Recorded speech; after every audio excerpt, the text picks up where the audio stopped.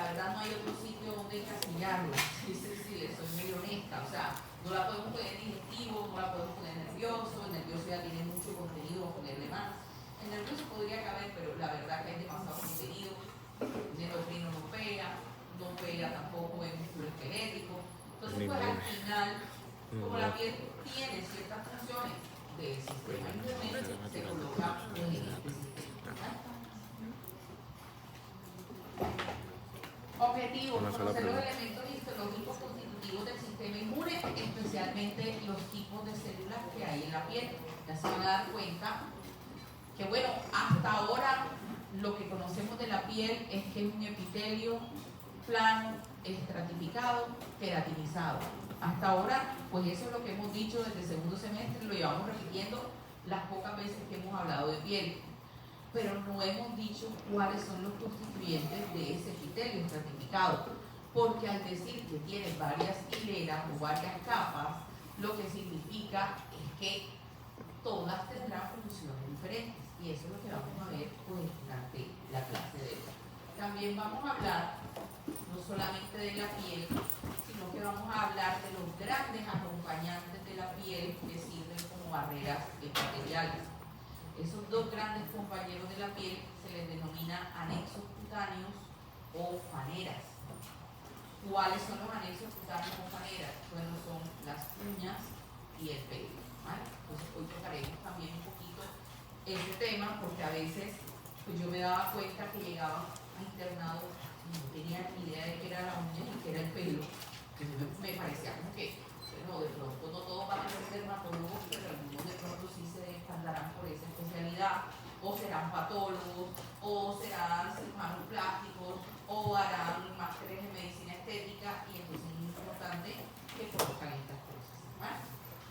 Ahora bien, la piel y los anexos o faneras se integran y forman un gran sistema al que se le llamó el sistema tegumentario, ¿vale? Entonces siempre que ustedes escuchen la palabra tegumentos o escuchen el sistema tegumentario, a lo que se están refiriendo es a la piel y a los anexos cutáneos.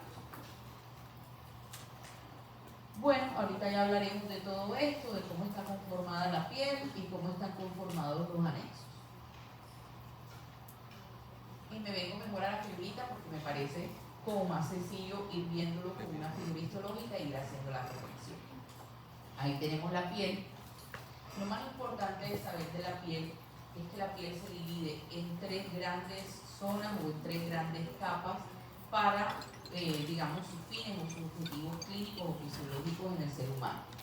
Y esas capas son la epidermis, que creo que es la que más conocen ustedes, luego le continúa la dermis y por último el tejido celular subcutáneo, al que anteriormente se le llamaba hipodermis, pero ahora se le suele llamar más tejido celular subcutáneo, pues porque en realidad hace parte de la piel, sí, pero también hace parte de las partes blandas que rodean, por ejemplo, al hueso, a los músculos, etcétera, etcétera. Entonces, como cumple dos funciones, tanto en la piel como en el aparato, digamos, locomotor, en la protección de vísceras, etcétera, etcétera, al final decidió darse el nombre de ese tejido celular subcutáneo. Ahora bien, si me preguntan a mí en algún sitio, bueno, y entonces, ¿qué es la epidermis? ¿Qué es la dermis? ¿Qué es el tejido celular subcutáneo? Lo podríamos resumir de la siguiente manera. La epidermis es básicamente tejido epitelial.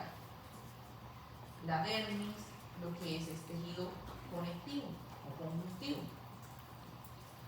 Y el tejido celular subcutáneo, básicamente lo que es tejido adiposo en su gran mayoría, aunque podemos ver entremezclado tejido conectivo en esa zona, ¿vale? Entonces, sabiendo eso, ya nosotros nos podemos como guiar de más o menos cuál es la función de cada una de esas zonas, ¿vale? Bueno, ahí vemos los folículos pilosos, que ya hablaremos ahorita más tarde de ellos. Estamos viendo algunas glándulas, y luego tocaremos el tema de las glándulas, etcétera, etcétera. Tenemos aquí la imagen histológica de lo que es la piel. Para volver a recordarlo, repetimos, el epitelio, que sería esta parte de aquí, constituye la epidermis.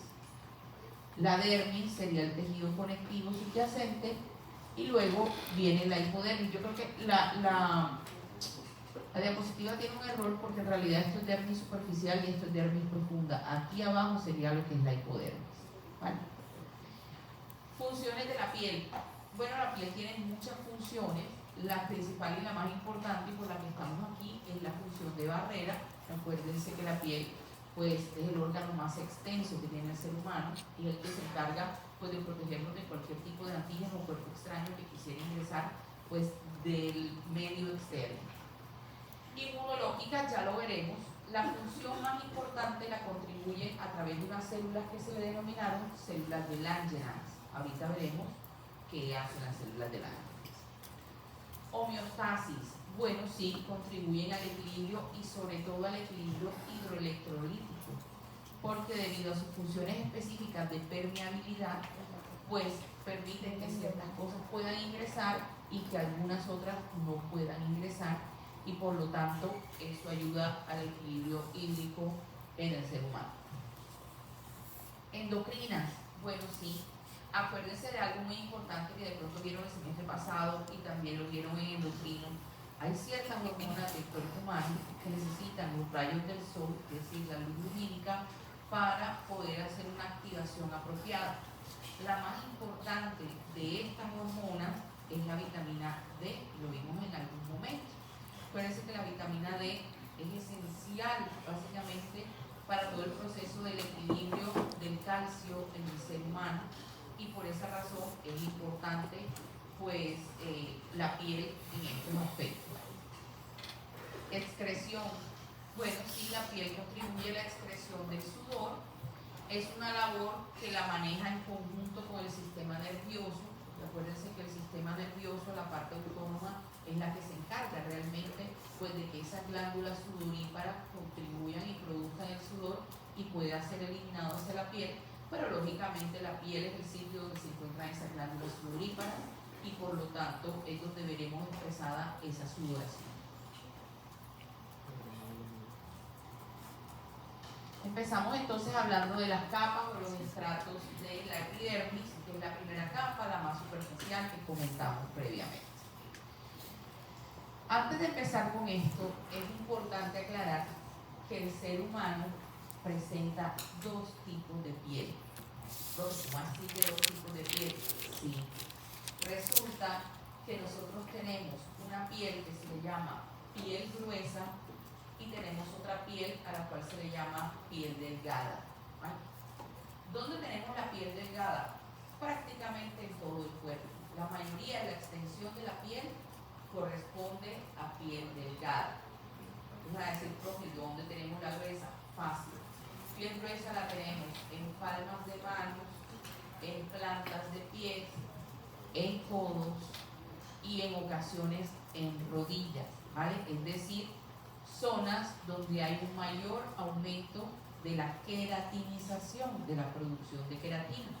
Y por eso cuando las tocamos, por ejemplo, yo me toco el codo, no tiene la misma, digamos, textura que tiene, por ejemplo, mi cara o que tiene, por ejemplo, la parte de mi antebrazo, ¿vale?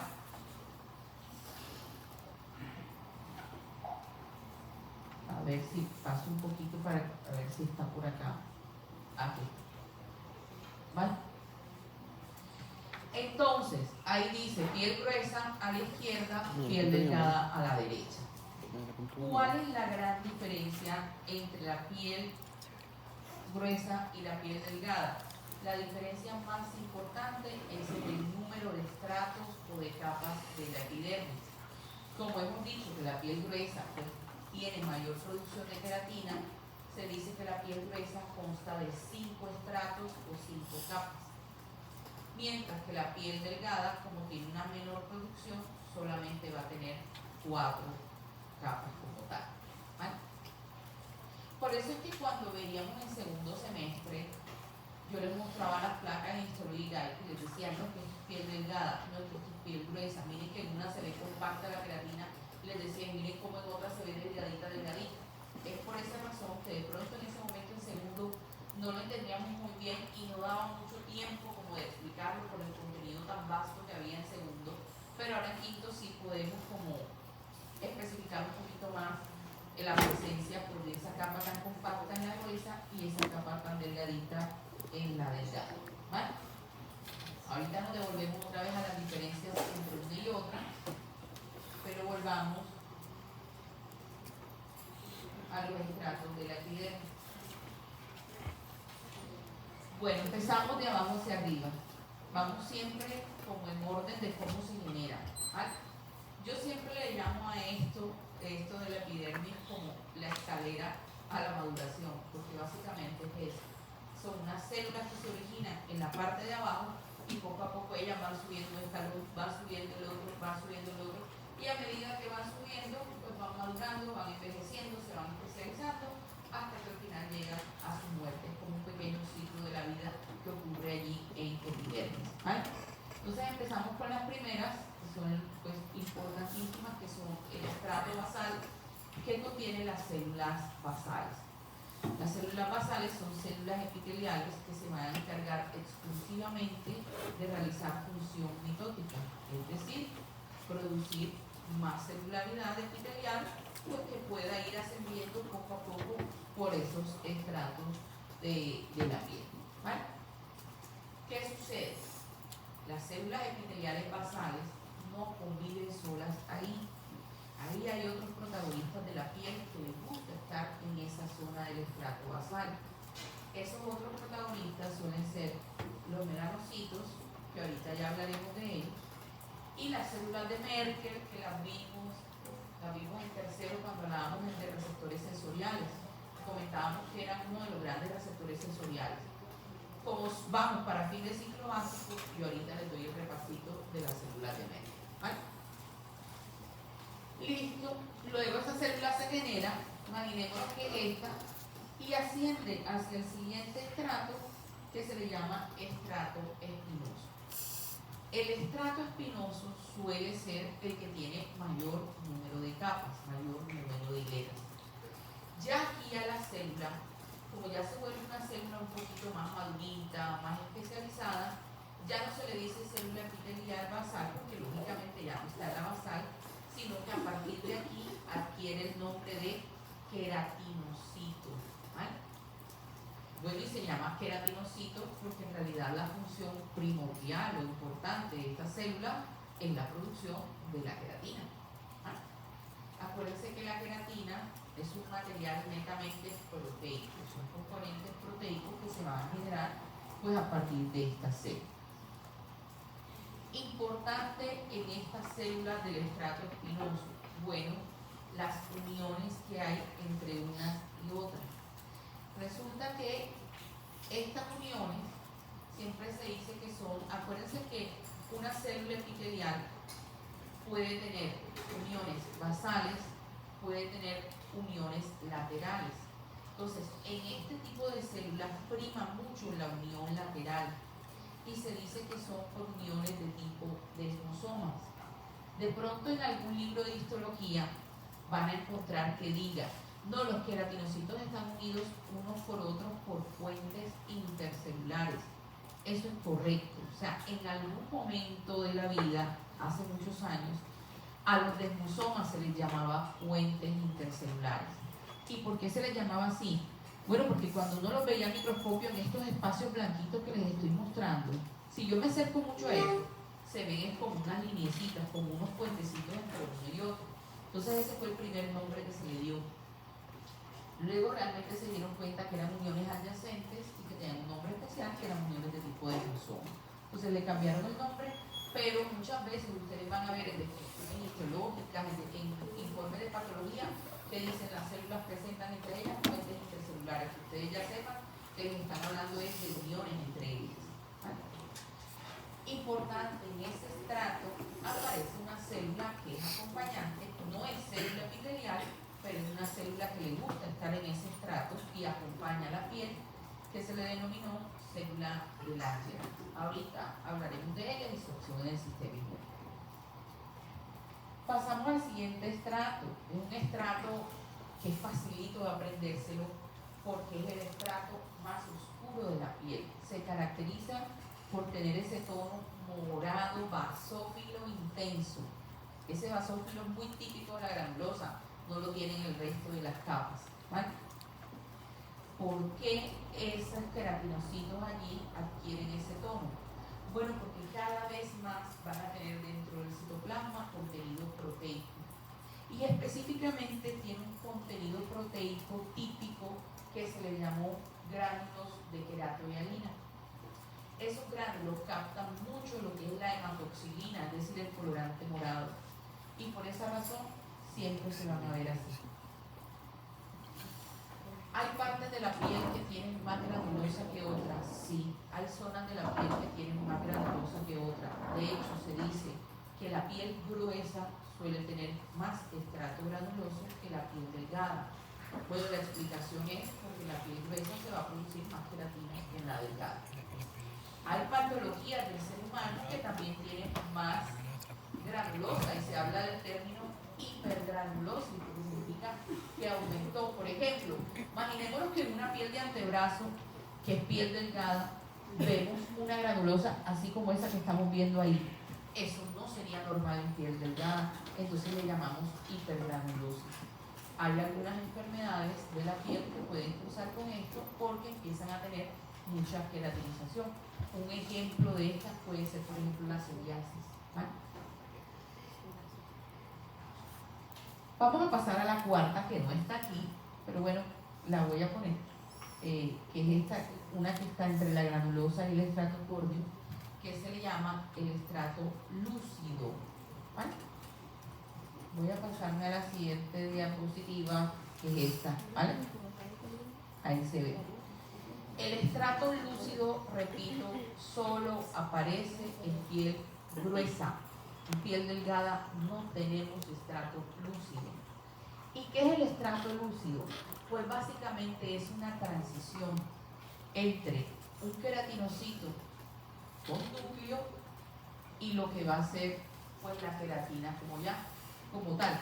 Acuérdense que la queratina ya no es una célula, o sea, en el último estrato, que es donde está la queratina, ahí ya no hay células. Ahí lo que hubo fue una muerte celular en la cual pues se desprendió todo el material proteico que estaba dentro del citoplasma, salió a la superficie. Entonces, ¿qué quiere decir en el estrato lúcido? En el estrato lúcido ya se empiezan a ver algunas células que ya hicieron muerte, pero mezcladas con células que todavía se mantienen vivas, ya están en sus últimos estados de envejecimiento. Entonces, por eso es muy típico en el estrato lúcido todavía ver algunos núcleos, es la característica típica, ¿vale? Y ya por último, en el estrato córneo, ya yo no debo ver núcleos allí, porque el estrato córneo lo único que tiene es queratina, es decir, lo único que tiene es el material proteico que se generó pues, en las células que una vez estuvieron vivas, ¿vale? Ahora bien, ¿qué pasa? En algunas pieles del ser humano podríamos ver núcleos, pero eso no es normal, ¿vale? Eso no es típico. Entonces, ¿qué querría decir eso? Querría decir que hay un término que se denomina la paraqueratosis. Paraqueratosis lo que significa es que en el estrato córneo hay núcleos, y eso no debería ser normal. Eso nos está hablando de que las células no están terminando de morir en el momento que están ascendiendo en la maduración, lo que significa que hay algún problema madurativo en ese paciente. Por ejemplo, en la psoriasis, que es otra patología, y la repito mucho porque es una patología pues relativamente frecuente del ser humano, a pesar de que es una patología del sistema inmune, que aparece de manera reincidente, ¿vale? Ahora bien, en digestivo van a tocar un tema muy importante en cavidad oral, que es el paladar duro, ¿vale? Acuérdense, todavía no han dado casi histología del sistema digestivo, ¿verdad? Y les tocará en esta semana.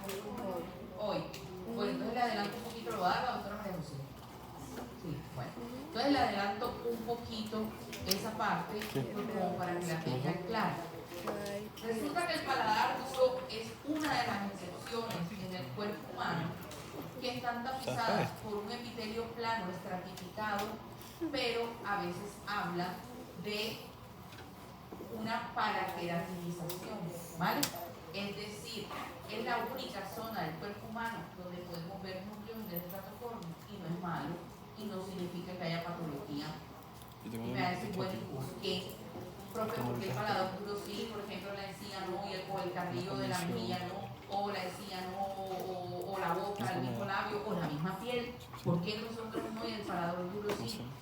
Porque acuérdense que el paladar duro es la zona del cuerpo humano que maneja más fricción. Acuérdense que el epitelio plano estratificado existe en zonas de fricción. Y comentaba ayer en los laboratorios respiratorios, existe por ejemplo en el cervix, en la vagina, que son pues, cosas que vieron el semestre pasado. En este semestre van a ver epilotis, cavidad oral, todas esas son zonas de fricción y por eso tenemos ese epitelio ahí. Entonces, como el paladar no tiene tanta fricción, se necesita que haya un poquito de estrato lúcido ahí y de, como tal, para queratinización en esa zona. Y no pasa nada, no significa nada malo, significa que comemos cosas que a veces pueden ser demasiado rústicas y que nos están generando ese proceso. ¿Vale?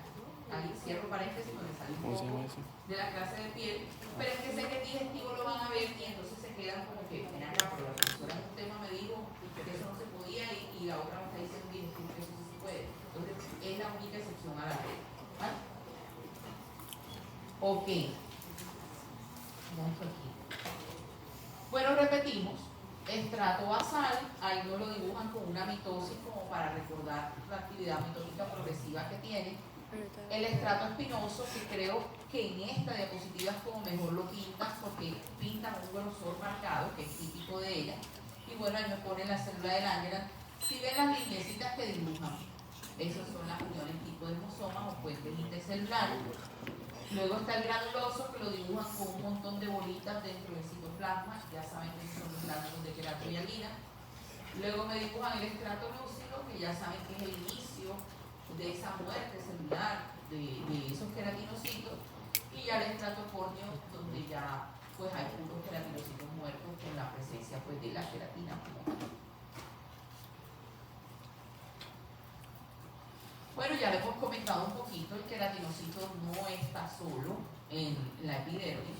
El queratinocito tiene unos compañeros que están en menor cantidad. Sí, están en menor cantidad, pero no significa que no contribuyan de cierta manera al proceso de la piel.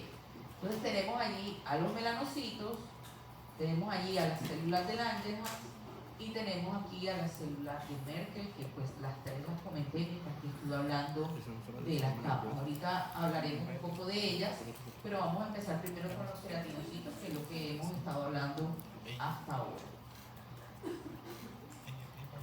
Bueno, entonces esto se los traigo es para que vean simplemente el proceso de maduración desde esta zona, que sería la basal, hasta la parte del estrato córneo. Entonces, esto aquí a la derecha es como se ve en microscopía electrónica.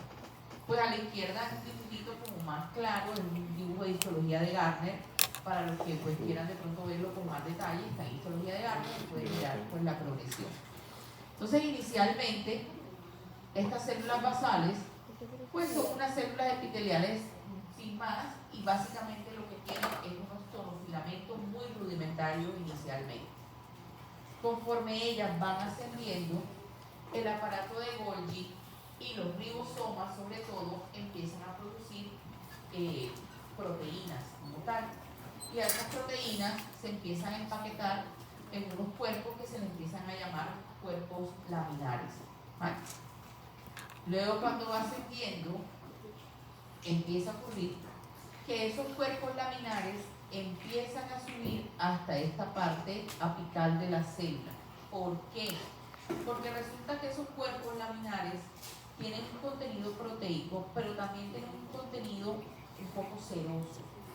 Entonces, acuérdense de lo que yo siempre he hablado de las cosas cerosas. Las cosas cerosas es como si fuera un aceite, nos ayuda como a que puedan resbalar las cosas.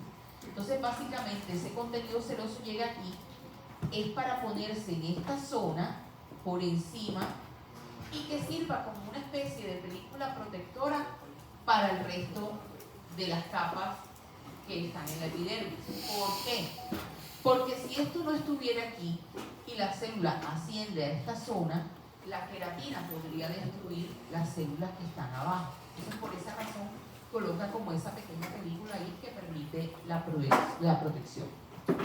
Luego tenemos aquí la formación proteica, que cada vez es mayor, formando los gránulos de queratohialina. Y al final, pues ocurre la muerte celular, todo esto básicamente desaparece y lo que queda es el contenido proteico, pues allí en la superficie. Esto básicamente es lo que he dicho. Bueno, se da el cuerpo laminar, ese cuerpo laminar sale hacia la superficie y crea esto que se conoce como la barrera lipídica. Esa barrera lipídica le da protección a las células, pero oigan, algo muy importante. Si estamos hablando de que es una barrera lipídica, que actúa como si fuera un aceite, lo que significa es que esa barrera lipídica es importante en la piel porque también le da la función de impermeabilidad, ¿vale? Es decir, eso es lo que evita que cuando nosotros bañamos viniera el agua a entrar a todo el espacio y básicamente quedáramos edematizados, ¿vale?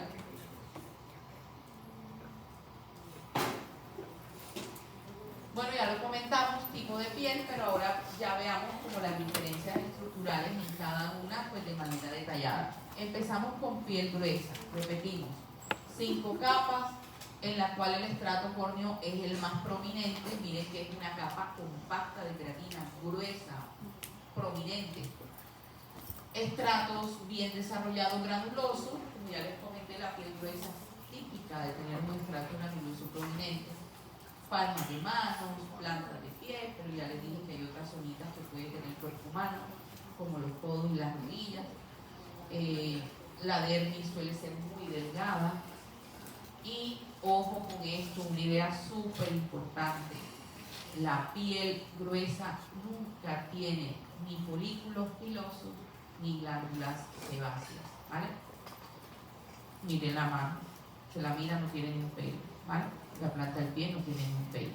Entonces, es por esa razón, pues porque la producción de queratina es demasiado abundante y no permite pues la proliferación ni de pelos ni de glándulas sebáceas. Ahora, como la piel delgada es delgada, no tiene tanta protección de queratina, allí sí se necesita que haya otras estructuras que le brinden protección, y esa protección son los pelos. A mí muchas veces me han preguntado, profe, entonces lo que quiere decir es que la depilación es mala. ¿Qué les digo? Esto es algo que en realidad fisiológicamente nosotros tenemos pelos para protección. No siento que sea malo, pero en realidad nosotros tenemos esos pelos en el cuerpo por algo, es para protegernos del ambiente externo. Lo que significa que una persona que tiene depilación lo que debe hacer es cuidarse un poquito más su piel, pues porque tiene mayor facilidad de que pueda entrar cualquier antígeno y provocar infecciones, ¿vale? Pero yo pienso que las cosas no hay que satanizarlas, ahora satanizamos mucho todo. Y en verdad, lastimosamente, como les dije desde segundo, todo puede dar cáncer en este mundo, absolutamente todo lo que hacemos en todo el día puede dar cáncer. O puede generar una patología, ya sea inflamatoria, ya sea un quiste, etcétera, etcétera. Entonces, si fuera por eso, no viviríamos, no comeríamos absolutamente nada, porque hasta las verduras me dan patología. Acuérdense que una vez hablábamos que las coles de Bruselas, los repollos, daban patología tiroidea. Entonces, ni siquiera vegetariano no sirve. Entonces, yo lo que les digo es, vivan su vida, no se estresen tanto por tantas cosas, tanta restricción, pero vivanla toda debidamente. Es decir, tratemos de no tomar alcohol, tomarlo de una manera equilibrada, no todos los días, comer de manera equilibrada, y así pues nos va bien la vida y no nos estresamos tanto. Piel delgada. Bueno, la piel delgada tiene 4 capas. El menos prominente es el estrato córneo. Miren que es muy delgadita la capa de queratina, prácticamente a veces es difícil de poderla observar. Dominante en casi toda la superficie del cuerpo, ya también lo habíamos comentado. La dermis es más gruesa, mucho más grande la dermis en la piel delgada. Y bueno, si tiene pelos y si tiene celular se base porque van a ser los grandes protectores de esa piel delgada. Bueno, ahí lo vemos nuevamente como para que establezcan la diferencia al microscopio. De pronto a veces cuando están repasando el historial IGAI lo ven enredado y dicen, bueno, pero ¿cuál es la diferencia? Yo creo que aquí se nota muy bien que la queratina es muy suelta, no está como compacta, no está pegada, mientras que en la piel gruesa sí, la queratina se pega, queda como muy compacta, y esa es la razón por la cual es el principal sistema protector en esa piel gruesa. Ya, ahí te respondieron la pregunta.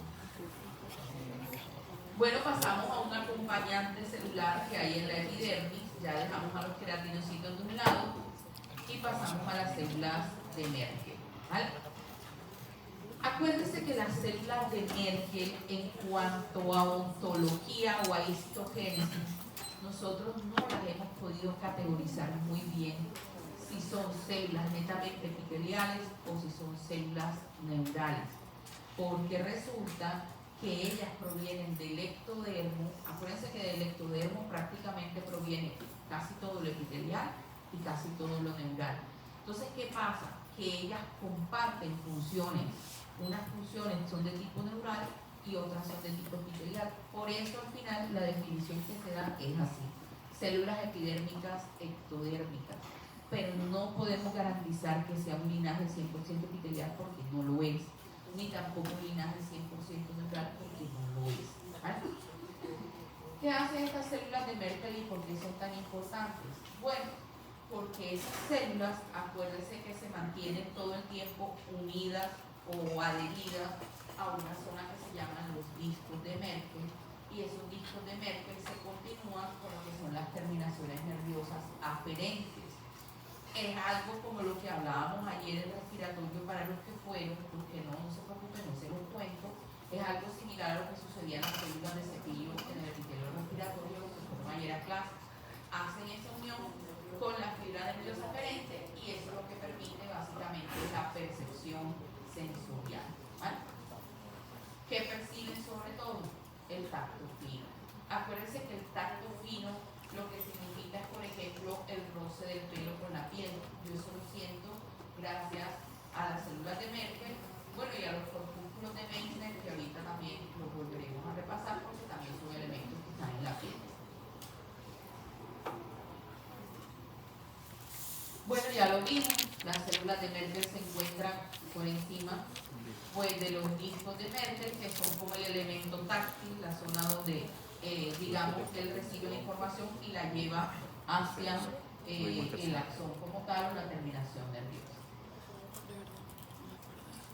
Bueno, y aquí se vienen unas células que no hemos dado previamente, y esta sí me voy a demorar un poquito más, porque es una célula importantísima para la piel a pesar de no ser un queratinocito, ¿vale?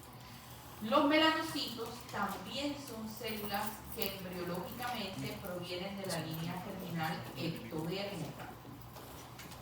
Se dice que en realidad provienen de lo que es la cresta neural, es decir, que al parecer sí tienen características per se neurales.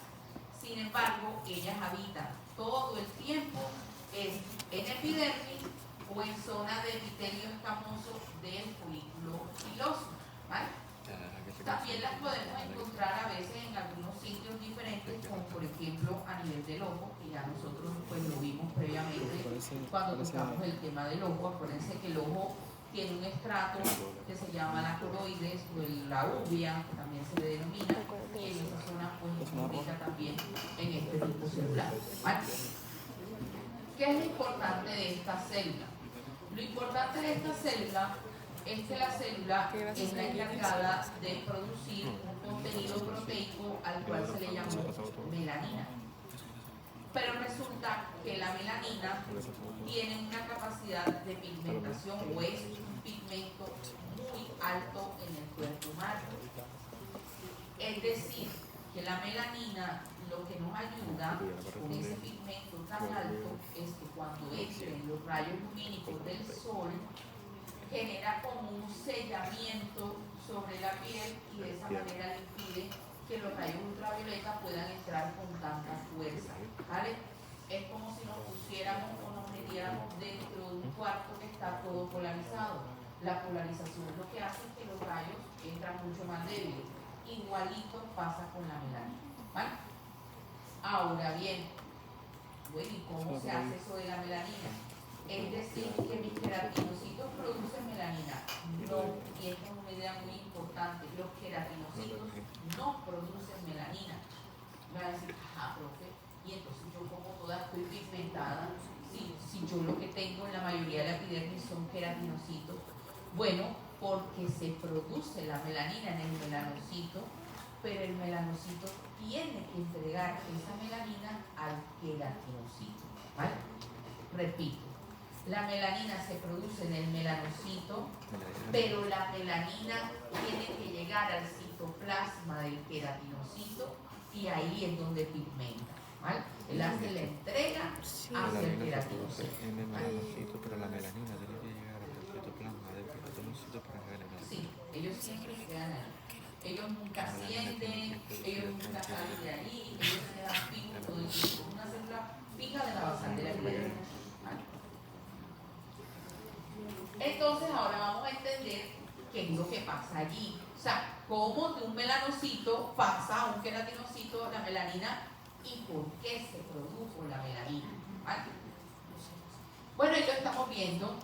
El melanocito es una célula más o menos grandecita y la característica más importante de ella es que tiene unas prolongaciones citoplasmáticas bastante grandes, parecen como unos bracitos, unas ramitas.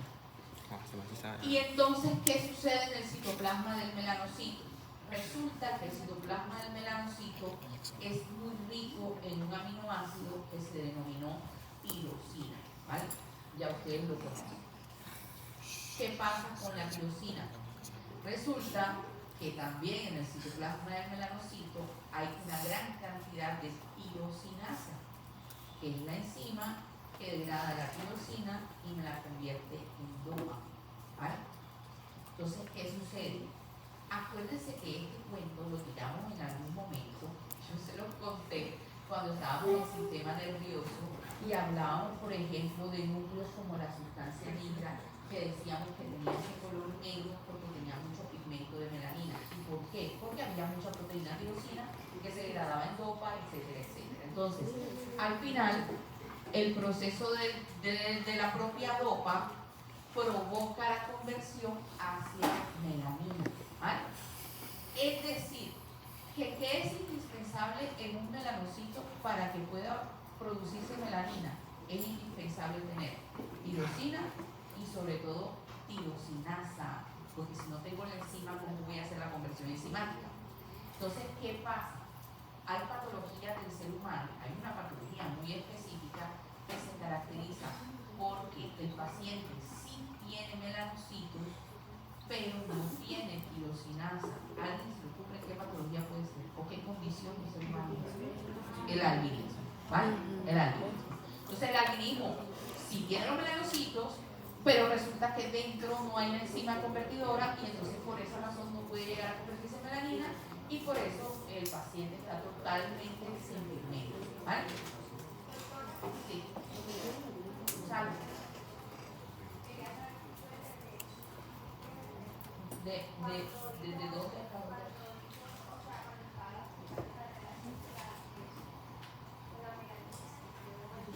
Ok, vale. Lo que pasa es que la melanina es el producto final de una conversión enzimática que empieza desde la tirosina. Es decir, la tirosina se convierte en DOPA y la DOPA se convierte en melanina, ¿vale? Entonces, para que pueda darse el proceso final, lo que quiere decir es que es necesaria sí o sí la presencia de tirosinasa en el citoplasma de los melanocitos. Si no hay tirosinasa, no se va a poder convertir al final en melanina y por esa razón es que los albinos, por ejemplo, no tienen pigmento alguno. Porque a pesar de que la célula sí está, persiste, está en buenas condiciones, como las células en su interior no tienen tirosinasa, no pueden producir la melanina y por lo tanto no hay entrega al queratinocito y por eso esos pacientes no tienen pigmento en ningún sitio del cuerpo. ¿Vale? De tirosina a DOPA. Pero de DOPA. No puede pasar de DOPA a melanina si no pasa de tirosina a DOPA. ¿Vale? No, no. Ahorita les digo que es el vitiligo. Ahorita les digo exactamente qué es el vitiligo y hablaremos también, por ejemplo, de qué son las pecas y hablaremos, por ejemplo, del melasma, cosas diferentes de la pigmentación. ¿Vale?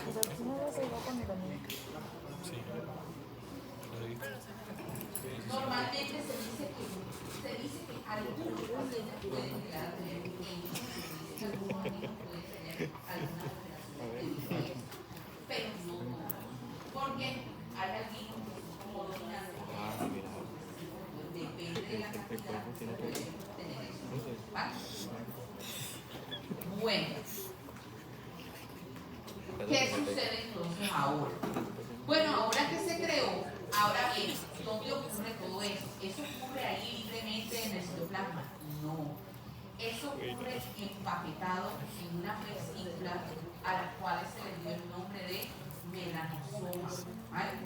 Porque eso no puede estar por ahí libre porque se pierde. Entonces, eso queda empaquetado en una vesícula que se llama melanosoma. ¿Qué pasa? Que el producto final, que es la melanina, puede salir de dos tipos. Es decir, existen dos tipos de melanina en el ser humano, dependiendo de la cantidad de componentes proteicos que haya en uno y en el otro. Y a esas dos melaninas a una se le llamó eumelanina, y a la otra se le llamó feomelanina.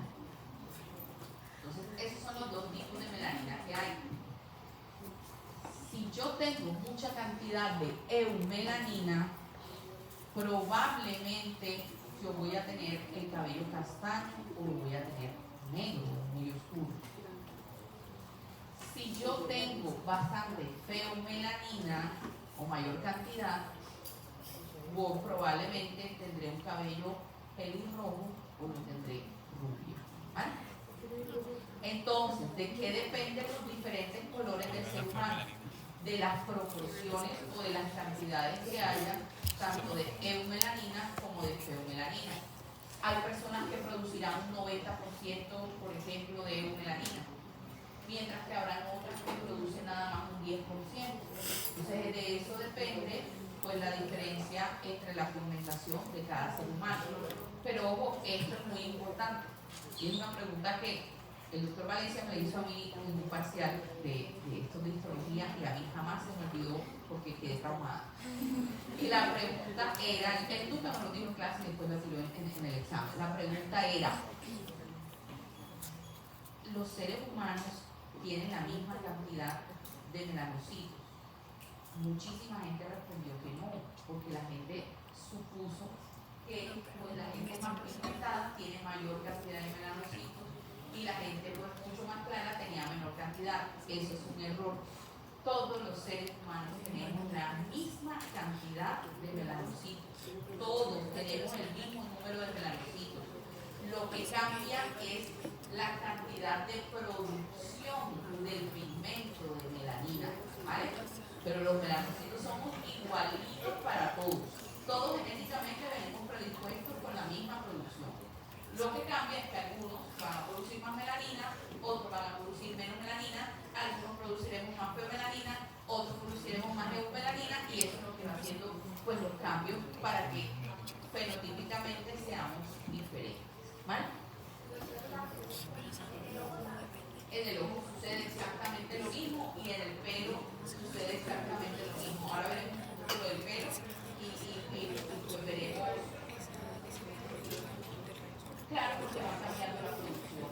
Es decir, ustedes han visto el típico niñito que nace rubito y dice, ¡ay, qué lindo, nació rubio, no sé qué! Y de repente, bueno, a mi hijo le pasó, mi hijo menor tenía los ojos del ojo, nació azules, espectaculares, y mi otro hijo mayor también tiene los ojos azules. A mi hijo mayor se le quedaron y a mi hijo menor le cambiaron el cerebro a un color así como mielcito, un café claro.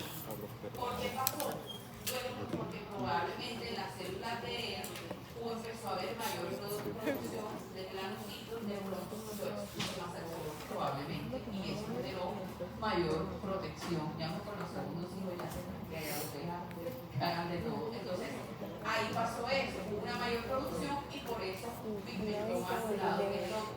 pero los melanocitos todos los tenemos igual, ¿vale? Entonces, ahora, ¿qué sucede? Bueno, sucede que dentro del citoplasma están estas estructuras que se llaman microtúbulos. Yo siempre le llamo a los microtúbulos que son como unos túneles, como unos pasajes. Entonces, esos melanosomas, que son las vesículas, entran empaquetadas en esos túneles o en esos microtúbulos y viajan por toda la extensión de la prolongación citoplasmática y se quedan aquí, ¿vale? Ahí se quedan resguardados en el final de esa proyección citoplasmática. Entonces, ¿qué sucede ahora aquí? Esto que viene a continuación no está del todo claro. Hay varias teorías de lo que sucede a continuación para llegar a un queratinocito. La primera teoría, que es la más aceptada, se dice que lo que ocurre es una citofagocitosis. Es decir, que la célula, el queratinocito, lo que hace es que fagocita este segmento final y eso provoca pues que el pigmento ingrese al citoplasma de la célula.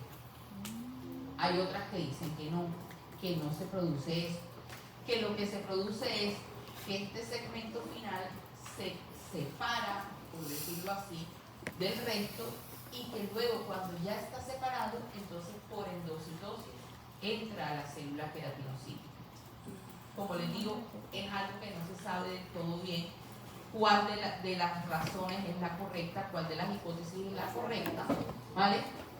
Lo importante es que el melanosoma entra al queratinocito y lo pigmenta, y eso es lo que nos da la pigmentación del ser humano. Imagino que en algún momento descubrirán al 100% qué es lo que ocurre, o si ocurren los dos fenómenos, porque de pronto en vivo podrían darse cuenta de que ocurren ambos fenómenos. ¿Sí?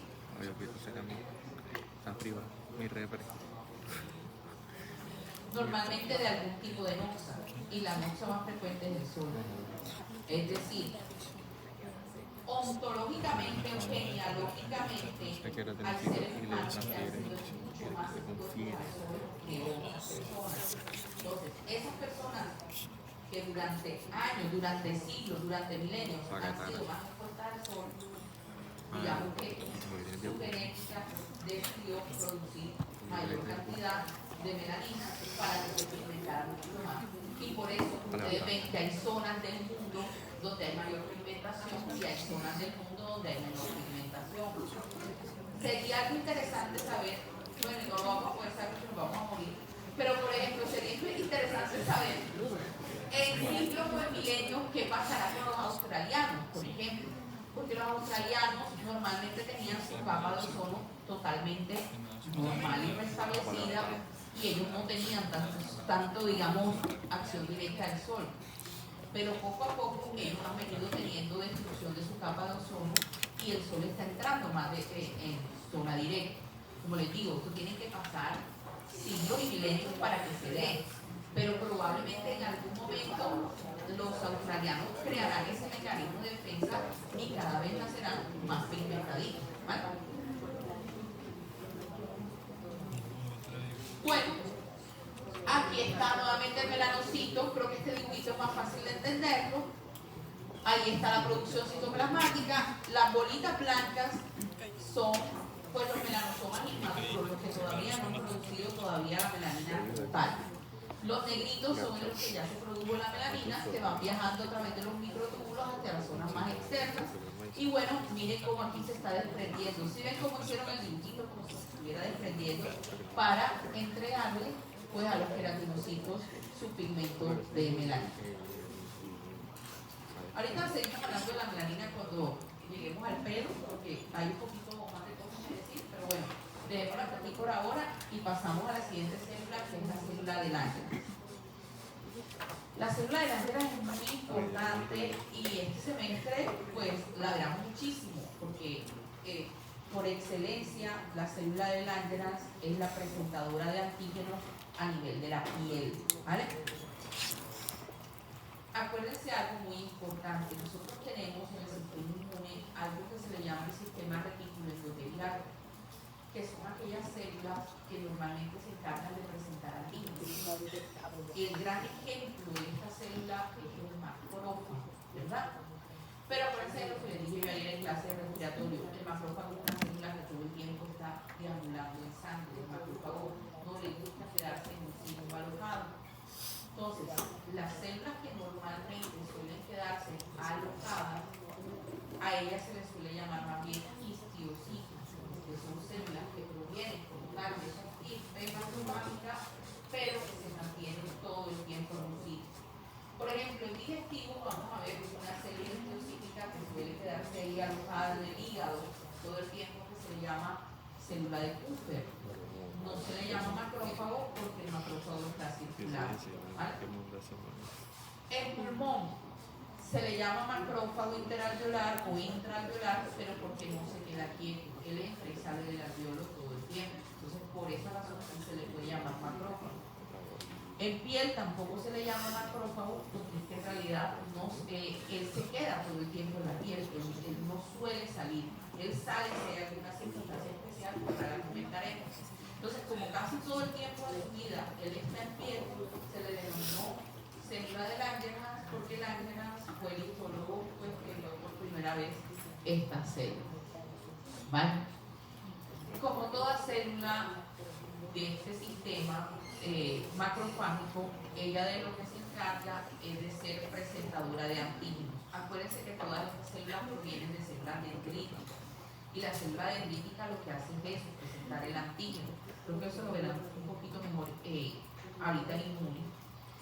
Y básicamente, ¿qué hacen ahí? Esperar vigilantes como un centinela. Ellos están todo el tiempo ahí en esa capa o en ese estrato espinoso, esperando a ver si viene algo del medio externo que le va a hacer un daño. Ahora bien, ¿qué tiene que suceder para que llegue algo del medio externo a la piel? Sí, pero profesora, si usted nos dijo que hay una barrera lipídica que da impermeabilidad, ¿cómo va a entrar algo del medio externo hacia adentro?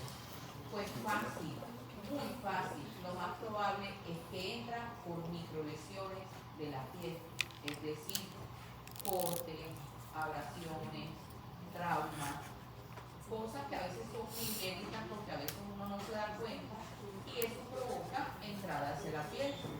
Ahora, la simple presencia de un poro o de un folículo seroso más dilatado, más abierto, eso provoca sitios de entrada a la piel de cualquier tipo de virus, bacteria, etcétera, etcétera, etcétera. Entonces, es muy frecuente la entrada hacia la piel. ¿Qué hace entonces esta célula de Langerhans? Fácil, la célula de Langerhans apenas que entra, la célula de Langerhans ya como tal, apenas que entra algo, imaginémonos que aquí están estas bolitas que fueron los que entraron, ella lo que hace es fagocitarlo, ¿vale? Y migra a través de la vía linfática de los vasos o de los capilares linfáticos. ¿Hacia dónde? Hacia el punto de drenaje de la vía vascular linfática, que son los ganglios linfáticos, ¿vale?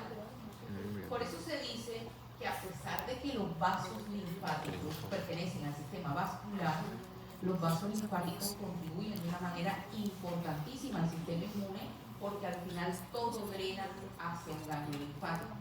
Y ese drenaje es el que nos ayuda a que los linfocitos T que están aquí en este ganglio linfático reconocen esa célula dendrítica que llegó con el antígeno.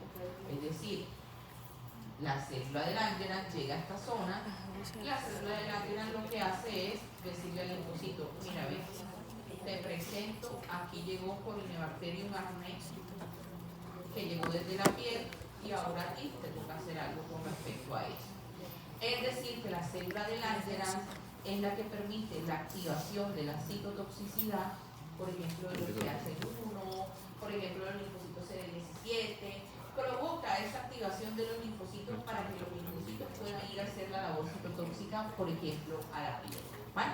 Entonces, por eso es tan importante la célula de Langerhans en el cuerpo humano? Acuérdense que la célula de la cual provienen todas estas células, célula dendrítica, macrófago, histiocyto, célula de Langerhans, célula de la microglía, todas las que hemos visto, todas ellas provienen de esta célula que se llama el monocito. Eso ya lo vimos pues, el pasado en sanguíneo, pero por si acaso, y acuérdense que todas provienen pues, de esa médula ósea. Bueno, ahí la vemos. Es una célula que también suele tener muchas prolongaciones, muy similar al melanocito. ¿Por qué? Porque ella necesita estar como mirando todas las partes de las capas de la epidermis. Entonces ella tiene un montón de bracitos, es para poder alcanzar todos los antígenos que pudieran llegar. ¿Vale? Acuérdense que ellas en cantidad no están muchas en la epidermis. Están esparcidas, digamos, hay una aquí, luego pasa un ratico y hay otra, luego pasa otro ratico y hay otra. Por eso tienen que tener muchas prolongaciones pues, para poder detectar todo lo que suceda en el espesor total del epitelio. Bueno, y aquí la vemos a las 4. Queratinocitos en amarillo, melanocitos pues los colocaron en marrón con las bolitas que ya saben que son los melanosomas. Está la célula de Langerhans en verde, está la célula de Merkel en fucsia, y bueno, ellos tienen una célula basal por una mitosis nuevamente, recordando pues, la acción de la basal. Terminaciones nerviosas es un tema que ya hemos dado, yo no me voy a extender mucho en eso, porque ya eso supuestamente ya lo vimos. Pero como estamos haciendo repasito del fin de ciclo básico, pues voy a recordar las cosas más importantes de él. Acuérdense que nosotros podemos tener terminaciones nerviosas libres o podemos tener lo que se conocen como los corpúsculos, que son como tal estructuras más especializadas que también se encargan de la percepción. ¿Qué es una terminación nerviosa libre? Simplemente es el final de una acción que queda allí y normalmente entra pues, hasta la parte de la epidermis como tal. Mientras que los receptores sensoriales más especializados, como estos dos que estamos viendo aquí, ellos se encuentran en diferentes zonas de la piel, no solamente en el estrato más superficial, porque los otros estratos o las otras capas también necesitan tener percepción sensorial. Entonces, recordemos cuáles son estas estructuras especializadas. Aquí arriba tenemos el corpúsculo de Bader-Pacini, ¿vale? Acuérdense que es un axón en el centro y alrededor capas concéntricas de tejido conectivo que le brindan pues, la protección, ¿vale? Por acá abajo, en la dermis, ojo, está el corpúsculo de Meissner. Ojo con esto. El corpúsculo de Meissner nunca está dentro de la epidermis. Él siempre está en la dermis. Lo que pasa es que si se dan cuenta está en la dermis pegadita al epitelio. Pero en realidad él pertenece es a la dermis. Normalmente también es una estructura axonal y lo que hace es pues, una orientación, que les decía yo en su momento, tiene zigzag, pues para hacer como una mayor protección del elemento axonal.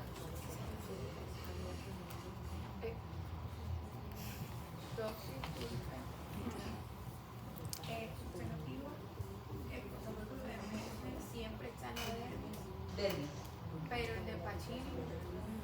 El de Pacini normalmente se encuentra en tejido celular subcutáneo, es decir, lo que se conoce como la hipodermis. ¿Vale? ¿Por qué? ¿Por qué? Porque acuérdense la función de cada uno de ellos. Normalmente Meissner lo que capta es el tacto fino, mientras que Pacini lo que me capta es vibración y tacto profundo. Entonces, por lo tanto, necesitamos que Pacini esté más profundo allá dentro de ese tejido celular subcutáneo, pues para que nos ayude en esa zona. ¿Vale? Pasamos a dermis, segundo componente. La dermis es muy facilita, eso no tiene mucha ciencia porque dijimos que básicamente la dermis lo que es tejido conectivo. Pero acuérdense que el tejido conectivo se divide en varios tipos de tejido conectivo dependiendo de la cantidad de fibras de colágeno que haya o de sustancia fundamental o de elementos de la matriz como tal, ¿vale? Entonces, en ese orden de ideas, los dos tejidos conectivos más frecuentes del ser humano son el tejido conectivo denso y el tejido conectivo laxo. Acuérdense que hay un tercer tejido conectivo que se llama tejido conectivo mucoso o embrionario, pero ese solamente lo tenemos cuando somos unos fetos o en la gelatina de Wharton del cordón umbilical. Pero del resto, en un ser humano ya, como les digo yo, ese tejido conectivo no tiene que aparecer. Si aparece, algo raro está pasando. ¿Vale? Entonces, ¿qué pasa con el denso? Acuérdense que el denso, estoy haciendo un repaso fundamental para fin de ciclo, se divide en dos grandes grupos: denso irregular y denso regular. El regular solamente aparece en la aponeurosis, tendón y ligamento, mientras que el denso irregular sí aparece en prácticamente todo el resto del cuerpo humano. ¿Vale? El laxo, ¿dónde aparece? Bueno, el sitio donde más aparece el tejido conectivo laxo es en la piel. ¿Y en qué parte? En la parte más cercana a la epidermis, en una zona a la que se le llamó dermis superficial o también se le dice dermis papilar.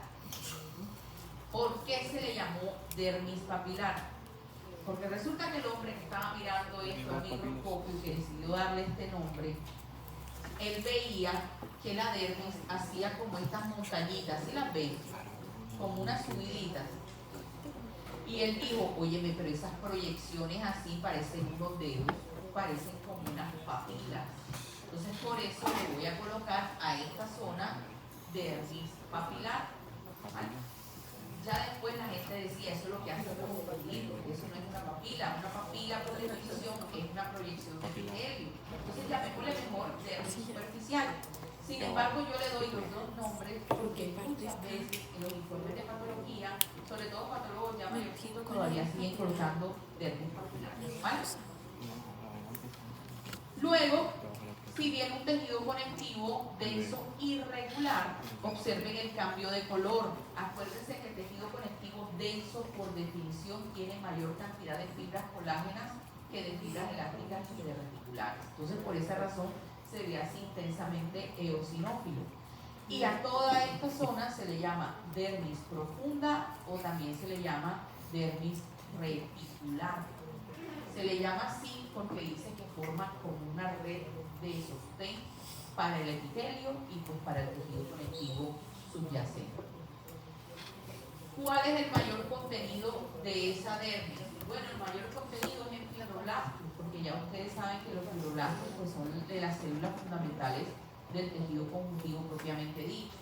Pero también acuérdense que el tejido conjuntivo es altamente vascularizado, por lo que allí tendremos una gran cantidad de vasos sanguíneos, sobre todo capilares y arteriolas. ¿Qué otra cosa es importante conocer de la dermis? Bueno, en la dermis solemos ver ya glándulas endocrinas, glándulas apocrinas, glándulas sudoríparas, glándulas sebáceas, es decir, todo el componente anexo que acompaña pues, a la piel en su protección. En algunos sitios veremos más glándulas de un tipo que otros. Por ejemplo, en los sitios donde hay mayor cantidad de pelo, veremos mayor cantidad de glándulas sebáceas, porque siempre que hay un pelo, al lado tiene que haber una glándula sebácea. ¿Por qué? Porque la glándula sebácea es la que le brinda un recubrimiento especial de sebo al pelo para mantenerlo protegido y que no se nos caiga tan rápidamente. ¿Vale? Por eso las mujeres se quejan tanto de que el pelo se engrasa mucho, es por ese contenido de glándulas sebáceas que tenemos sobre todo a nivel de cuero cabelludo. Pero no solamente a nivel de cuero cabelludo, por ejemplo, la cara es muy rica en glándulas sebáceas, por eso ustedes a veces miran la nariz la tengo súper brillante todo el día, es ese contenido tan marcado de glándulas sebáceas que hay en la cara. Hipodermis o tejido celular subcutáneo. Bueno, ya dijimos que el componente principal es el tejido adiposo. El tejido adiposo allí se organiza, es la palabra, en una serie como de cojinetes o de estructuras grandes a las cuales se les llaman lóbulos adiposos. Y están separados un lóbulo adiposo de otro por unas áreas que se llaman septos o tamices de tejido conectivo. ¿Vale? Y así está distribuido prácticamente todo el tejido adiposo. ¿Qué que el tejido adiposo es un tejido conectivo especializado. Puede haber una que otra glándula, los corpúsculos de Pacini y ya, poco más.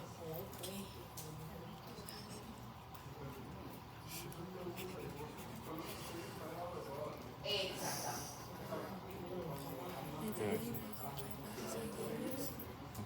Exactamente.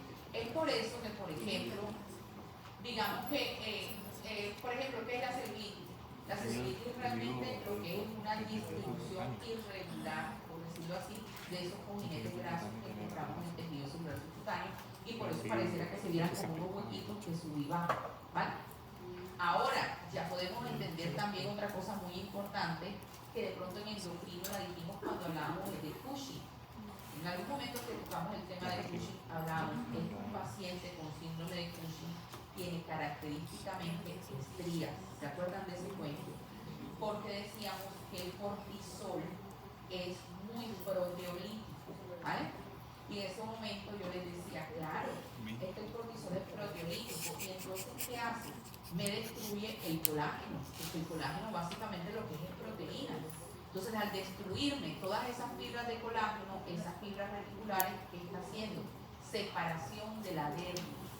Y esa separación de la dermis lo que provoca es esos caminos que se ven y que se le denominaron estrías, ¿vale? Bueno, este es el machete, básicamente. Les traje el machete de la clase, es un resumen de todo. Capa, epidermis, proviene del ectodermo, epitelio plano estratificado, queratinizado. Consta de estrato córneo, lúcido, granuloso, espinoso y basal. En el córneo hay escamas de queratina, no hay núcleo ni organelas. En el lúcido es una capa delgada que solamente la tenemos en piel gruesa. Hay queratinocitos sin núcleo ni organela, contiene filamentos de queratina y de leidina. Estrato granuloso, 3 a 5 capas con gránulos de queratoiarina. Estrato espinoso, más gruesa. Queratinocitos con puentes intercelulares, y ahí es donde se encuentran las células de Langerhans. El basal, capa simple de células mitóticamente activas, se encuentra conectada con la membrana basal haciendo uniones tipo basales, y también encontramos las células de Merkel y los melanocitos.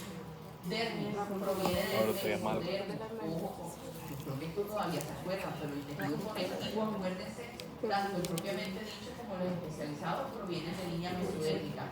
Increíblemente, por ejemplo, de ciclo básico, y mucha gente contestó que la dermis proviene del endodermo.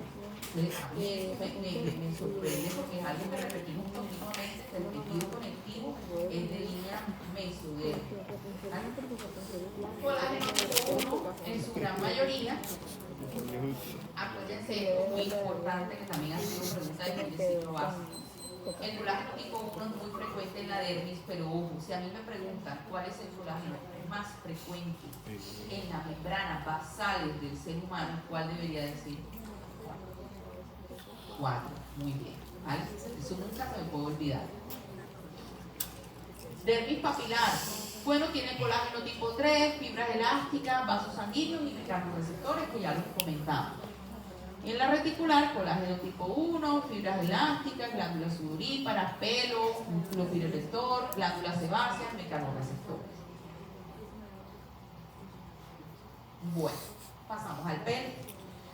No vamos a ahondar mucho en el pelo, porque como les digo, es un anexo cutáneo, digamos que ya estos temas interesados pueden estudiar tricología y dedicarse pues al pelo cutáneo. Vamos a comentar los aspectos básicos del pelo, porque en realidad el pelo considera un sistema inmune o ayuda al sistema inmune como barrera, pero no viene tanto como a la clase de inmune. El pelo está constituido por 2 grandes zonas. Una parte que se conoce como el folículo piloso, que es la parte, digámoslo así, más profunda del pelo. Y otra parte que es el pelo propiamente dicho, que básicamente pues lo que nos vemos nosotros todo el tiempo, ¿verdad? Ahorita hablamos un poquito de esto, vamos a bajar a ver. Bueno, así básicamente es como se ve un pelo en la estructura microscópica. Miren que esto están diciendo que es un pelo de un feto, un pelo de embrionario como tal, pero allí de una vez ya se va formando pues su recubrimiento y sobre todo la papila del pelo, que es pues la estructura más importante, la que nos permite pues el crecimiento apropiada. Ya aquí hay un pelo de un adulto, miren que ya es muchísimo más grande, es muchísimo más largo y contiene diversas capas que nos ayudan como tal pues a poder pues que el pelo pueda crecer. Entonces, normalmente hay dos zonas del pelo que se llaman el tallo, que sería casi todo esto, y la raíz, que sería pues la zona más profunda. Normalmente a su vez se dice que si yo corto un pelo por la mitad, yo lo que voy a ver son dos capas que contienen ese pelo alrededor del pelo, ¿vale? Vamos a entender una cosa es el tallo piloso, que es esto que yo me veo, y otra cosa es el recubrimiento del pelo, que normalmente es celular, sino que ese recubrimiento no lo tenemos por acá afuera, sino adentro, ¿vale? Vamos a entenderlo un poquito. Esto que está aquí, esto rosado, y esto que está aquí, todo esto es el pelo como tal. Pero si se dan cuenta alrededor, hay un epitelio, varias células que lo están recubriendo. Entonces, a esas células o a estas zonas le dieron diferentes nombres. Inicialmente dijeron que eso se llamaba corteza y médula. Bueno, porque la corteza es más superficial y la médula es algo más profundo. Como tratando de hacerlo parecer, por ejemplo, la glándula suprarrenal, al riñón, que también se divide en corteza y en médula. Después lo empezaron a dividir fue en vainas.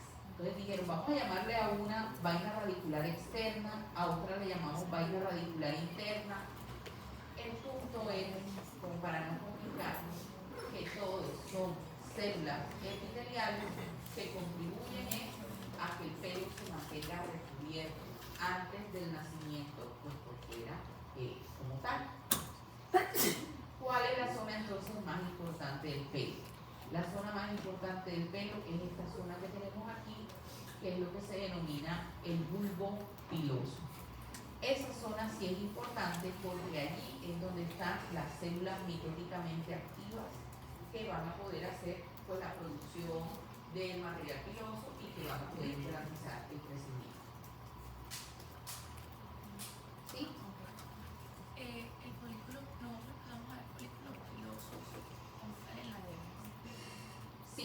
Sí, el pelo siempre está ubicado en la dermis, ¿vale?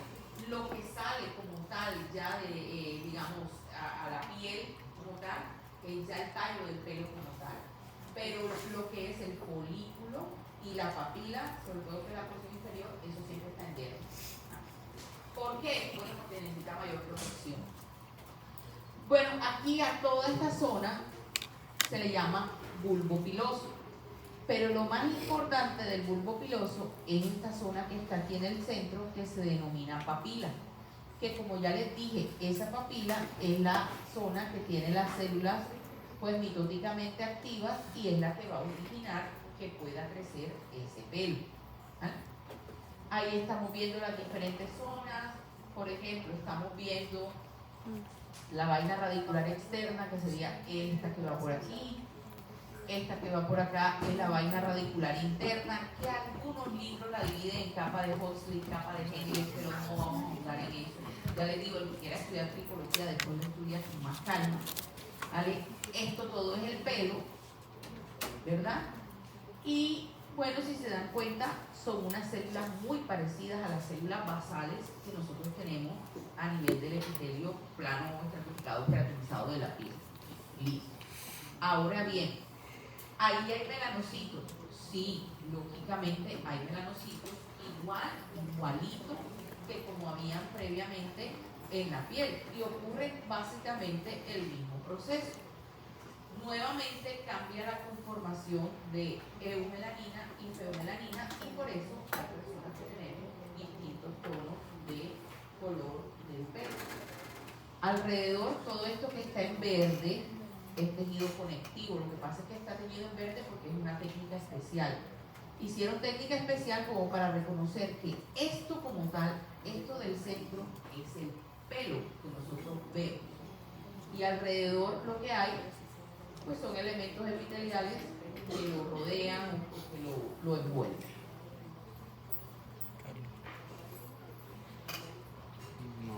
Entonces, bueno, este es el microscopio, ¿vale? Entonces, si se dan cuenta es el popular del microscopio y lo que hice yo fue poner una plaquita con varios tipos de pelo.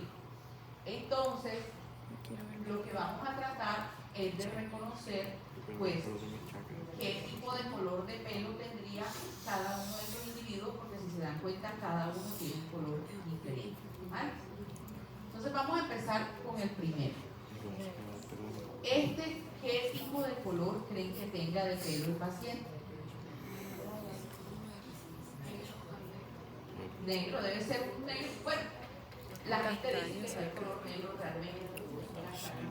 Entonces dejémoslo en castaño oscuro. Debe ser una persona que por lo menos tiene el pelo bastante oscuro, ¿verdad? Vamos a pasar a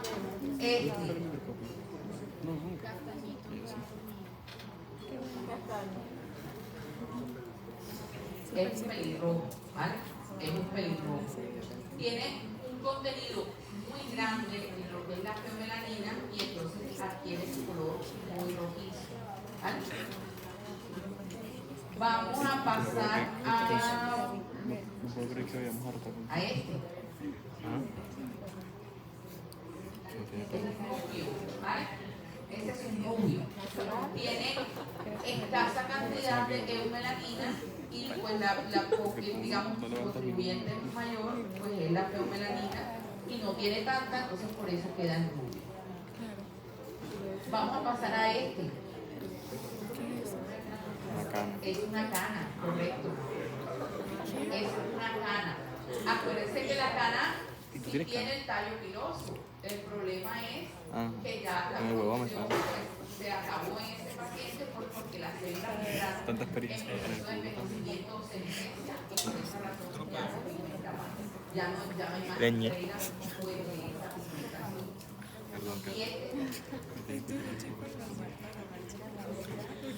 Y tiene que llamar la atención que se ve como transparente, el de un albino, ¿vale? El de un albino no tuvo ningún tipo de pigmentación y por eso pues quedó así. Entonces miren que es cierto lo que dice la teoría, que dependiendo pues de la cantidad de melanina que tengamos y del tipo de melanina que tengamos, así van a ser los diferentes tonos que tengamos en el cuerpo. Ahora bien, ¿a quién se le ocurre qué es lo que pasa con las personas que son pecosas? ¿Por qué sale pecas en las personas que son extremadamente blancas? Lo que hacen es una respuesta, en realidad, una respuesta de defensa, un mecanismo de defensa ante el sol, ¿vale? Esas personas que son extremadamente blancas, pues en su gran mayoría tienen poca cantidad de melanina y esa poca cantidad de melanina probablemente sea pues de la feomelanina. Entonces, ¿qué sucede? Que cuando viene muchísimo sol, esos pacientes que son tan blancos adquieren una respuesta en diferentes zonas del cuerpo, es decir, los melanocitos empiezan a pigmentar más los queratinocitos en esa zona y por eso se ve pues el parcheadito en la cara o en los hombros. Si se dan cuenta, las pecas siempre aparecen en zonas de mayor fotoexposición, mayor exposición solar, ¿vale? Ahora bien, ¿qué ocurre con el vitiligo? Porque varias personas me lo preguntaron al principio de la clase. Profe, en un paciente con vitiligo, ¿qué es lo que sucede? ¿Por qué se empieza a despigmentar la persona? Bueno, en el vitiligo realmente lo que ocurre es una reacción de tipo autoinmune. Es decir, las propias defensas del cuerpo empiezan a destruir a los melanocitos. Y si se destruyen los melanocitos y mueren, pues lógicamente no va a haber producción de melanosoma y por eso no va a haber entrega de queratinocitos y ese paciente poco a poco pierde el pigmento continuamente, empieza siendo una enfermedad digamos lenta y poco a poco se vuelve muy progresiva. Por eso se dice que esos pacientes con vitiligo sobre todo deben manejar el estrés porque se ha descubierto que el estrés es un desencadenante importantísimo para la reactivación de esas enfermedades autoinmunes.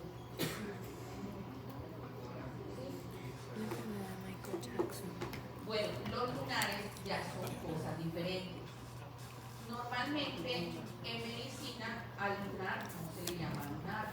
Entonces les voy a decir la palabra técnica para que ya vayan aprendiendo. eso lo van a ver en dermatología. ¿Cómo se llama? A los lunares se les llama nebus, ¿vale? Nebus. N-E-B pequeña U-I-S. Nebus. Entonces, ¿qué es un nebus? Un nebus lo que es una proliferación de células melanocíticas. Es decir, aparecen células melanocíticas en sitios en los cuales pues, no deberían estar. Lo más frecuente es que esos nebus aparezcan dentro de la dermis, es decir, proliferación de células médicas o de melanocitos. En la dermis eso no es normal porque ya nosotros sabemos que los melanocitos tendrían que estar en el epidermis y poquito, no deberían haber tantos. Entonces se dice que los nebus o los lunares son patología tumoral, pero son patología tumoral benigna. De hecho, existen nebus que son congénitos, es decir, nosotros nacemos con los nebus ya. Y eso no pasa nada, eso va a quedar toda la vida así y no pasa nada. Y el huevo tiene un poco. ¿Qué sucede? Que hay algunos nebus que sí pueden generar un poquito de peligro. Por ejemplo, nebus que aparezcan en zonas astrales. ¿Cuáles son las zonas astrales? Las zonas distales del cuerpo, por ejemplo. Nebus que aparezcan en piel, nebus que aparezcan en genitales, nebus que aparezcan en región anal. En eso hay que tener un poquito más de cuidado, porque en muchas ocasiones se dice que en esas células pueden empezar a haber mutaciones genéticas que me podrían llevar a tener un tumor maligno de los melanocitos que se le llama melanoma. Acuérdense que melanoma termina en oma, pero es una excepción en la regla de la nomenclatura. Esto también fue pregunta de fin de ciclo básico y de verdad que esa vez sí me dio mucha rabia porque yo dije, ¿cómo alguien no va a saber que melanoma es un tumor maligno? ¿Vale? Entonces, ojo con eso. Termina en oma, pero es una de las grandes excepciones a la regla de la nomenclatura, es un tumor solo maligno, no hay melanoma benigno. La parte benigna se llama nebus, ¿vale? Bueno, glándulas sebáceas y apocrinas. Esto es una glándula sebácea. Tiene ese color porque estamos en nutrición especial, pero en realidad la glándula sebácea se ve como, vamos a ver aquí, se ve este color blanquecino, ¿vale? Acuérdense lo que les comenté previamente, siempre al lado de un pelo va una glándula sebácea. Por eso muchas veces no se habla de pelo y de glándula sebácea, sino que se habla de unidad pilosebácea, porque básicamente ellos dos son un solo. Sin el pelo no podría existir glándula sebácea igual. La glándula sebácea necesita el pelo para poder realizar su función.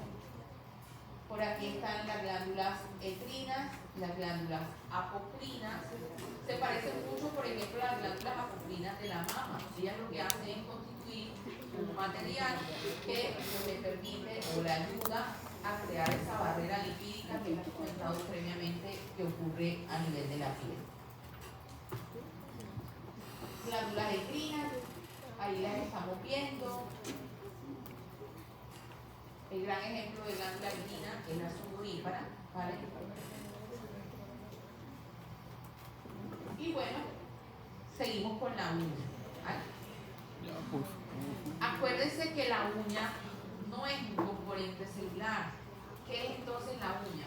La uña básicamente lo que es queratina, cuando nosotros la vemos así. Es decir, todo esto que tocamos nosotros macroscópicamente, todo eso es queratina.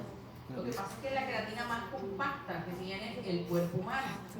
Sin embargo, esa queratina tuvo que venir de algún lado. Entonces, eso es lo que tenemos que aprender de la uña, de dónde vino esa queratina. Entonces, para eso hay que saber que hay varias partes de la uña. Si a mí me llegaran a sacar la uña, que de pronto aquí alguien se la han sacado, siempre queda un pedazo como rojito, como en carne viva, por debajo. A eso se le llama el lecho unguial y es todo esto que estoy señalando con el mouse. Ese lecho unguial básicamente es un tejido epitelial plano estratificado, ¿vale? Luego, en esta zona profunda, miren que esto básicamente es una uña puesta de esta manera, el corte, ¿vale?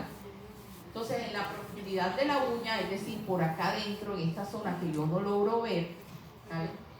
por ahí está lo que se denomina la matriz. La matriz es la zona más importante de la uña. ¿Por qué? Porque la matriz es la zona que contiene las células basales, es decir, las células mitóticamente activas que van a permitir que eso queratinice y llegue a convertirse pues, en la uña que vemos macroscópicamente. ¿Vale? Entonces, a partir de la matriz ocurre la división mitótica que genera ese lecho unguial. Ese lecho unguial, pues las células queratinizan y forman esa placa compacta de queratina, y a esa placa compacta de queratina, que es lo que vemos y le llamamos uña, eso en medicina se le llama es placa unguial. ¿Vale? Tenemos una estructura aquí de piel que se le denomina el eponiquio, que es como la zona de transición que hay entre la piel propiamente dicha y la uña como tal. Muchas veces a ese eponiquio, en términos coloquiales, se le llama la cutícula, ¿vale? Que dicen que no me quite la cutícula o quítame la cutícula. No está bueno quitar la cutícula, ¿saben? Porque la cutícula es el protector o la zona de transición que hay entre la uña y la piel. Eso quiere decir que es un mecanismo de defensa. Por eso, cuando quitan mal las cutículas, que empiezan a aparecer infecciones, uñas encarnadas, etcétera, etcétera, porque eso era el protector que teníamos ahí. ¿Vale? ¿Qué más? Bueno, algo muy importante para correlacionar. Miren que debajo de ese lecho unguial que hay tejido conectivo. Resulta que el tejido conectivo que está por debajo de la uña es altamente vascularizado. Sí, porque es región acral del cuerpo humano, las regiones acrales suelen ser altamente vascularizadas. Entonces, ¿qué pasa? Hay una enfermedad muy típica o una patología típica que sucede y es el hematoma unguial. Imaginémonos que cerramos la puerta del carro y teníamos el pulgar metido y giramos esa puerta y nos cogió el dedo. ¿Vale? ¿Qué va a pasar al cabo de 30 segundos, un minuto? La uña se va a poner totalmente morada y el dolor no lo vas a aguantar. ¿Por qué? Porque lo que hiciste fue que rompiste todos los vasitos que están aquí en el tejido conectivo y toda esa sangre está entre ese epitelio y la uña. La sangre está repesada, hay un aumento severo de la presión allí y eso lo que genera es un dolor terrible. Solución. Bueno, fácil. Con una agujita le dices a la persona que aguanta, que no le pones anestesia, le vas haciendo unos huequitos en la uña para que pueda drenar toda esa sangre y apenas que drene, ese paciente va a estar aliviado, se los aseguro, ya yo he hecho varios de esos y los pacientes, la verdad que se sienten muy aliviados cuando ya sienten que la sangre salió y ya el dolor enseguida baja inmediatamente. ¿Vale? ¿Qué es una uña encarnada? Básicamente, una uña encarnada es que normalmente las uñas pueden crecer dentro de la piel, es decir, el sentido de la piel, la uña crece de esta manera, pero hay zonas laterales que se pueden incrustar en la piel.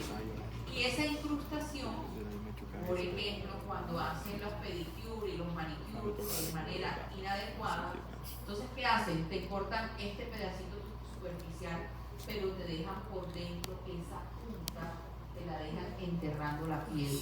Entonces, ¿qué pasa? Si te dejan eso enterrando la piel, es un microtrauma lo que han hecho. ¿Y qué hace un microtrauma? Permite entrada de bacterias y de cosas que no deberían haber. Entonces es cuando empieza la necrosis lipoefactiva, empezamos a ver la salida de pus, empezamos a ver los signos de la inflamación. Solución a eso. Bueno, la solución es quitar todo el pedazo que estuviera encarnado. Pero hay una solución, digamos, más radical. Si, por ejemplo, el paciente se le vive encarnando todo el tiempo, porque hay gente que por predisposición genética tiende a sufrir uñas encarnadas. Bueno, la solución más fácil es quitar la matriz de ese lado, ¿vale? Si tú quitas el pedacito de matriz que esté aquí adentro, pues al quitar la matriz, quitar las células basales, ya no va a haber crecimiento, entonces no te va a crecer más desde esa zona. O hay que tener mucho cuidado con eso, porque si quitas toda la matriz de la uña no va a volver a crecer más. Hay que tener cuidado con eso. Por último, patología pigmentaria.